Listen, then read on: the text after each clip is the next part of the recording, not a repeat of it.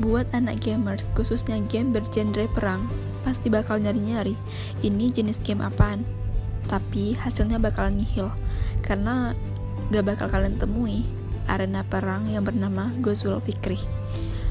Karena memang jenis perang ini selain bukan perang fisik, juga perang ini hanya maklum di dunia pemikiran.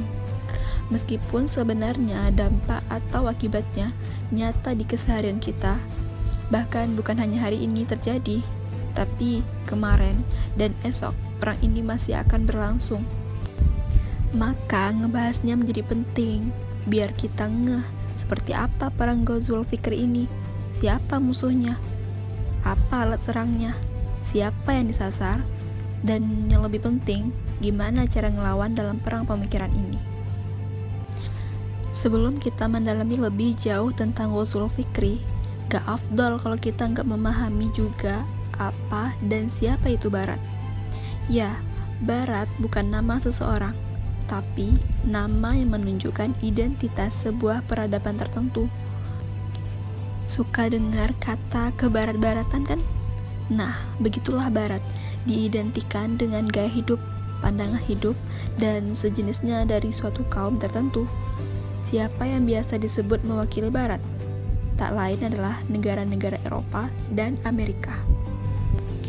Perseteruan pemikiran antara Barat dengan Islam dalam catatan sejarah sangat meruncing tatkala negara-negara Eropa, terutama Prancis, mencoba keluar dari apa yang mereka sebut The Dark Age alias masa gelap Eropa.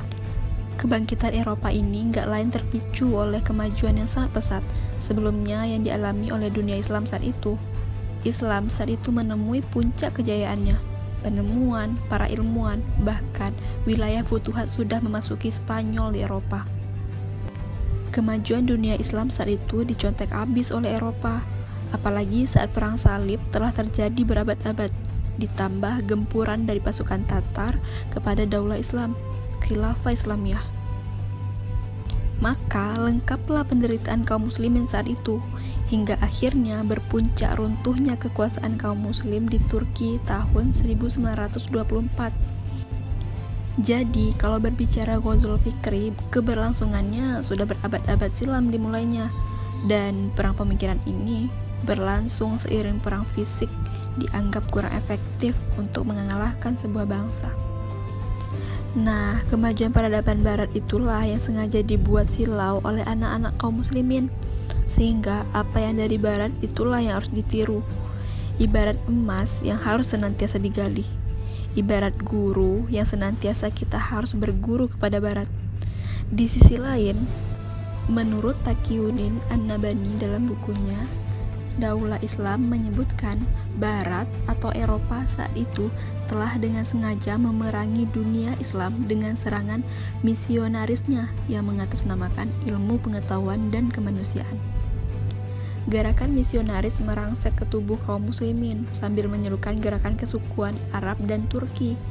Misi mereka saat itu ada dua, yakni memisahkan Arab dari Turki sebagai pusat Daulah Utsmaniyah dan menjauhkan kaum muslimin dari ikatan yang hakiki, yakni ikatan Islam. Berkat gerakan inilah muncul fanatisme yang memecah belah kesatuan umat Islam, sehingga umat buta terhadap ideologi Islam.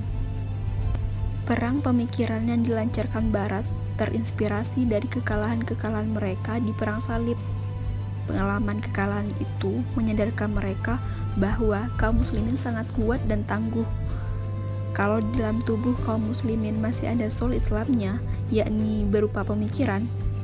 Oleh karenanya, mereka menyebarkan para misionaris dan mendirikan organisasinya di negeri-negeri kaum muslimin seperti di Beirut.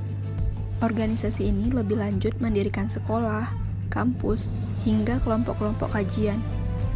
Walhasil, kalau saat ini kita temui anak-anak kaum muslimin berpemikiran, bergaya hidup Barat, tidak lain itulah keberhasilan perang pemikiran alias Ghazwul Fikri yang dilancarkan Barat berabad-abad yang lalu. Sobat, dengan dipaparkannya secuil fragmen dimulainya Ghazwul Fikri tadi menjadikan kita ngeh bahwa memang Ghazwul Fikri itu benar-benar ada, bukan mengada-ngada. pertarungan antara hak dan batil itu sudah berlangsung lama, dan ternyata kita berada di dalam arena peperangan itu. Tanpa menyadari kita menjadi bagian yang ikut diserang, dan atau malah ikut mempropagandakan peradaban barat. Dengan telah ngertinya kita akan adanya ghazul fikri, maka setelah ini berarti kita tidak bisa santai-santai saja memandang barat hanya sebatas film-film bioskop yang sudah kita lihat semenjak kita kecil. Akan tetapi, kita harus memandang barat dengan pandangan yang waspada. Barat yang dimaksud di sini tentu saja peradabannya, bukan sementah-mentahnya teknologinya. Jangan negara kita harus waspada terhadap barat, lalu kita juga anti terhadap teknologi yang diciptakan oleh orang-orang barat. Jadi, yang lebih kita waspadai tentu saja ada produk-produk pemikiran barat yang notabene sekuler, yakni memisahkan agama untuk mengatur kehidupan, untuk kita ambil dan adopsi sebagai lifestyle maupun sebagai way of life kita sebagai seorang muslim.